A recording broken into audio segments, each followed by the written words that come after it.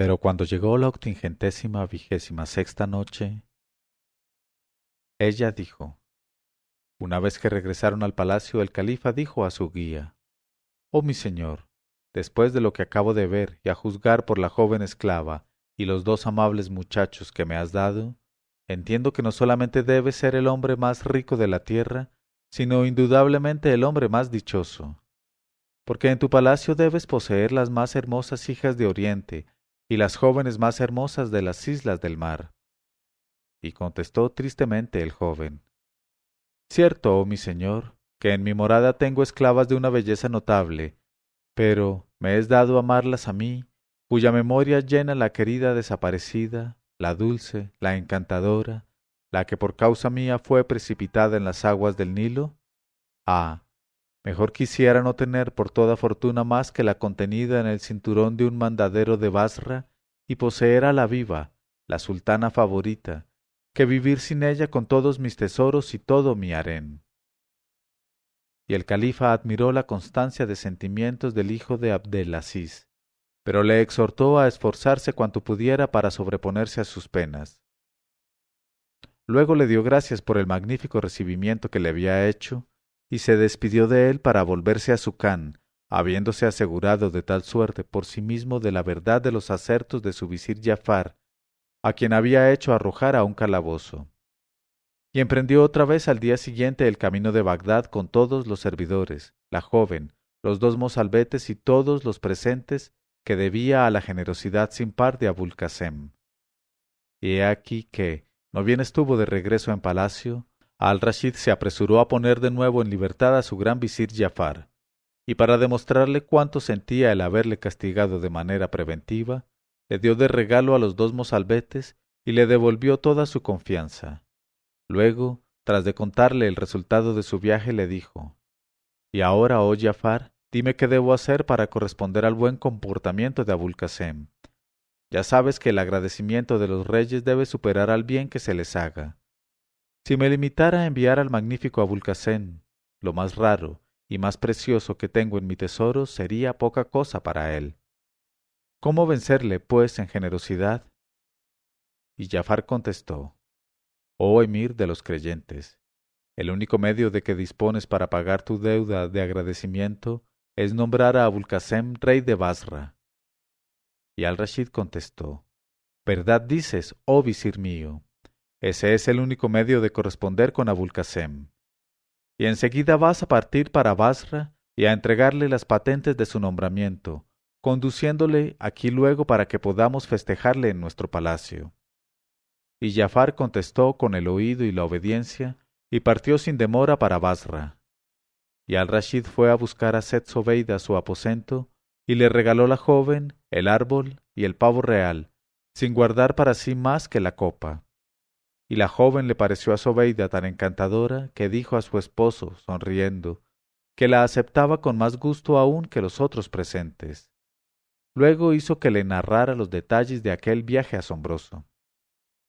En cuanto a Giafar, no tardó en volver de Basra con Abul Casem, a quien había tenido cuidado de poner al corriente de lo que había sucedido y de la identidad del huésped que había alojado en su morada.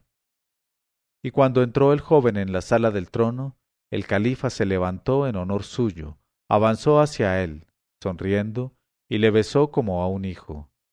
Y quiso ir por sí mismo con él hasta el hammam, honor que todavía no había otorgado a nadie desde su advenimiento al trono. Y después del baño, mientras le servían sorbetes, helados de almendras y frutas, fue allí a cantar una esclava llegada al palacio recientemente. Pero no bien hubo mirado a Abul Casem el rostro de la joven esclava, lanzó un grito y cayó desvanecido. Y Al-Rashid, acudiendo solícito a socorrerle, le tomó en sus brazos y le hizo recobrar el sentido poco a poco. Y he aquí que la joven cantarina no era otra que la antigua favorita del sultán del Cairo, a quien un pescador había sacado de las aguas del Nilo y se la había vendido a un mercader de esclavos, y aquel mercader, después de tenerla escondida en su harén mucho tiempo, la había conducido a Bagdad y se la había vendido a la esposa del emir de los creyentes.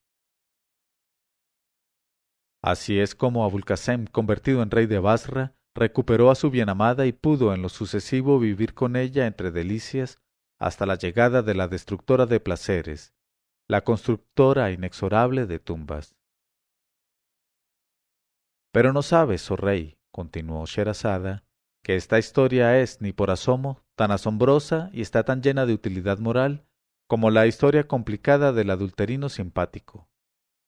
Y preguntó el rey Shahriar frunciendo las cejas, ¿de qué adulterino quieres hablar, Sherazada? Y la hija del visir contestó, de aquel precisamente cuya vida agitada, oh rey, voy a contarte. Y dijo,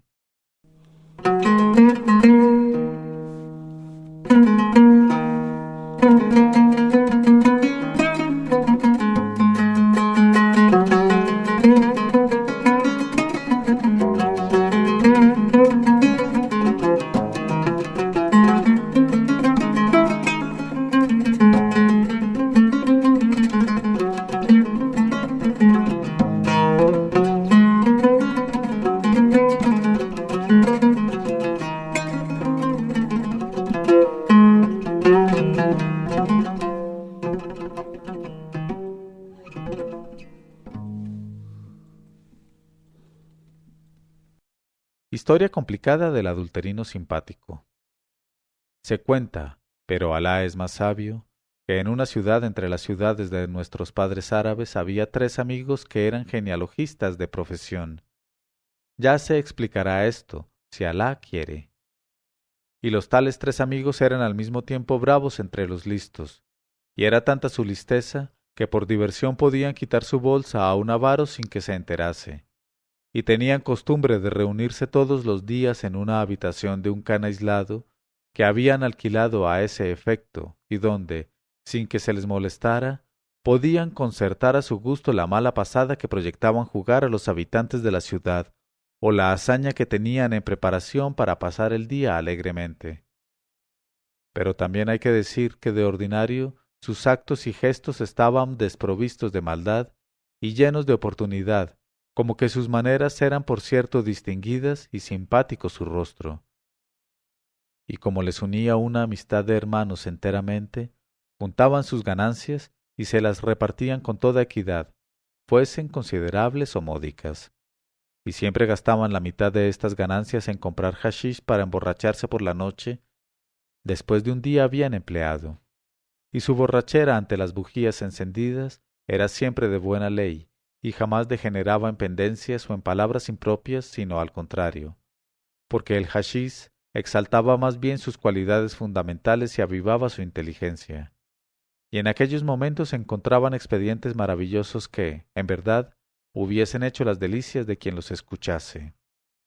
Un día, cuando el hashish hubo fermentado en su razón, le sugirió cierta estratagema de una audacia sin precedente, porque una vez combinado su plan, se fueron muy de mañana a las cercanías del jardín que rodeaba el palacio del rey, y allí se pusieron a armar querella y a dirigirse invectivas de un modo ostensible, lanzándose mutuamente, contra su costumbre, las imprecaciones más violentas y amenazándose, a vuelta de muchos gestos y ojos inyectados, con matarse, o por lo menos, con ensartarse por detrás. Cuando el sultán, que se paseaba por su jardín, hubo oído aquellos gritos y el tumulto que se alzaba, dijo, que me traigan a los individuos que hacen todo ese ruido. Y al punto corrieron chambelanes y eunucos a apoderarse de ellos, y les arrastraron moliéndolos a golpes entre las manos del sultán. Y he aquí que, en cuanto estuvieron en su presencia, el sultán, que había sido molestado en su paseo matinal por aquellos gritos intempestivos, les preguntó con cólera, ¿quiénes sois, oh forajidos, y por qué armáis querellas sin vergüenza bajo los muros del palacio de vuestro rey? Y contestaron, oh rey del tiempo, nosotros somos maestros de nuestro arte, y cada uno de nosotros ejerce una profesión diferente. En cuanto a la causa de nuestro altercado, perdónenos nuestro Señor, era precisamente nuestro arte, porque discutíamos la excelencia de nuestras profesiones, y como poseemos nuestro arte a la perfección, cada cual de nosotros pretendía ser superior a los otros dos. Y de palabra en palabra nos hemos dejado invadir por la cólera, y se ha recorrido la distancia que media de ella a las invectivas y las groserías. Y así fue como, olvidando la presencia de nuestro amo el sultán, nos hemos tratado mutuamente de maricas y de hijos de zorra, y de tragadores de sib. Alejado sea el maligno. La cólera es mala consejera, oh amo nuestro, y hace perder a las gentes bien educadas el sentimiento de su dignidad. ¡Qué vergüenza sobre nuestra cabeza! Sin duda merecemos ser tratados sin clemencia por nuestro amo el sultán. Y el sultán les preguntó, ¿cuáles son vuestras profesiones? Y el primero de los tres amigos besó la tierra entre las manos del sultán, y levantándose dijo, por lo que a mí respecta, oh mi señor, soy genealogista de piedras finas, y es muy general el admitir que soy un sabio dotado del talento más distinguido en la ciencia de las genealogías lapidarias. Y le dijo el sultán muy asombrado, por Alá que, a juzgar por tu mirada atravesada, más pareces un bellaco que un sabio, y sería la primera vez que viera yo reunidas en el mismo hombre la ciencia y la diablura. Pero, sea de ello lo que sea, ¿puedes decirme al menos en qué consiste la genealogía lapidaria? En este momento de su narración, Sherazada vio aparecer la mañana y se calló discretamente.